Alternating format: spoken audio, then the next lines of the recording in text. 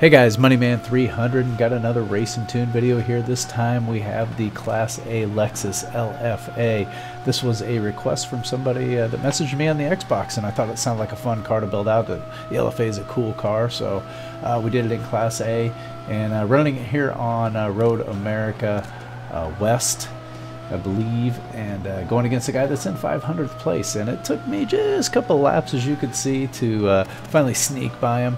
This section of the track actually killed me, especially this turn right here. You got to make sure that you cut that turn. If you get any wider than that, man, it's almost impossible to make that turn after that, at least with this car. Overall, it's a good car. It's not going to be something you're going to go burn up a bunch of top hundreds with. There is not I shouldn't say a single. I think I found one top 100 in any class with this car, but there were some scatterings of them in the top 500. This is probably the third or fourth best LFA on this track at this point. After I get done running this lap, but you're going to get a little bit of wheel spin in the back end. That's really what I spent a lot of time trying to tune that out of it, and I think the lap I run here ends up in about 450th place, so not too bad. I actually have a different car that's higher than that, but so we won't see it on the leaderboard, but overall it was pretty good. And we'll head over here into the garage and take a look at the build and the tune. Okay, so here we are over in the garage. Let's hop in here and see what we have for all of our upgrades. As always, we will start over here in the engine conversion area, and in this case we don't have any engine conversions. There really isn't much you can do with this car. Drivetrain swap, but we're not doing that, so nothing to do there. So let's hop over into the actual engine parts and take a quick look here. So we've got stock intake, and I believe there's not a lot here. This might be the only one. Sport intake manifold and throttle body is one up, and then I think, if I'm not mistaken, the rest of these are going to be all stock.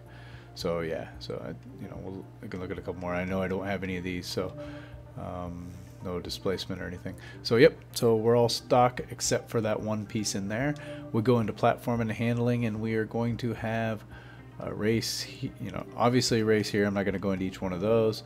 I believe, yep, I have the roll cage on there. And then on this one, I really wanted to get the race weight reduction, but I mean, you could see the PI difference here. It was 731, and I would have had to sacrifice the tires, and this car was already fairly hard to drive, and I had to choose really between the weight or the tires, and I went with the tires, and I think that was a good choice.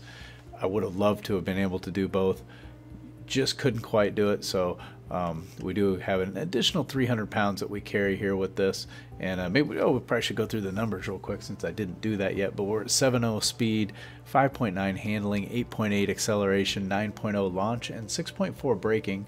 And if we take a look at these, quite a bit of horsepower though, 562 horsepower, 360 foot-pounds of torque, just a touch over 3,000 pounds. Again, I would love to have had that in the 2,700 and the 2,800 range. That would have made this an absolute monster, but that's why it's not. That's why it's not quite a leaderboard car. I would come in at 3,032 pounds, 49% to the front weight distribution of 4.8 liters of displacement. So yeah, sport weight reduction there. Everything else we have in platform and handling is race. So let's move over into here. We're going to have stock clutch. As mostly always, although if you watch one of my other videos I didn't, but no, sport transmission to get the adjustable transmission here. I did try the stock. I did not like the way the gears laid out on stock, so I went with sport there, and it wasn't too bad, I don't think. Yeah, only 2 PI difference, so not a big deal, and definitely worth it to be able to tune that. And then we're going to have the race differential as always, so we can get the tuning there. So I mentioned the tires.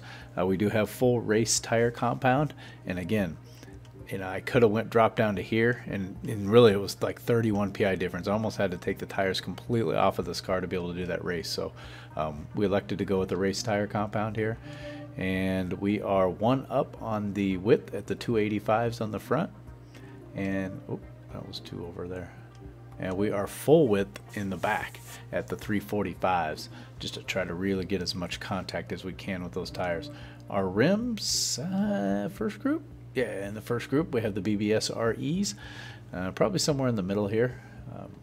Again, find something that will work for you if those aren't, you know, keep you in the same PI range, obviously. And then I believe, I don't think I did anything with rim sizes. Nope, we left those the same. And then over on the aero side, we're going to have race front, and we are going to have the adjustable race rear as well. So we have both of the aero on there so that they can be adjustable. And that's it for all the parts, so let's hop over into the tune here. Look at the tires. We've got 28 in the front, 27.5 in the rear.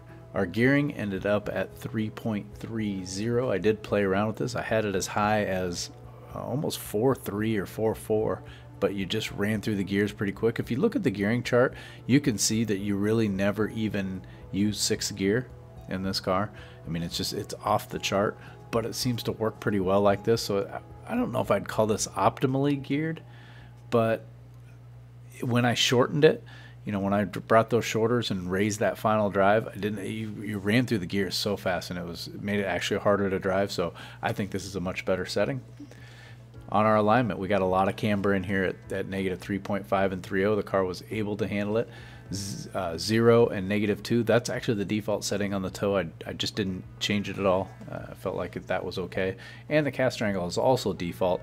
I raised the camber up, and then only if I feel like I have a little instability in the straights or coming out of the turns will I raise that caster angle to match it, and it seemed to hook up pretty well, so we left it alone there. Pretty low, or pretty soft on the anti-roll bars at 10.31 and 11.81.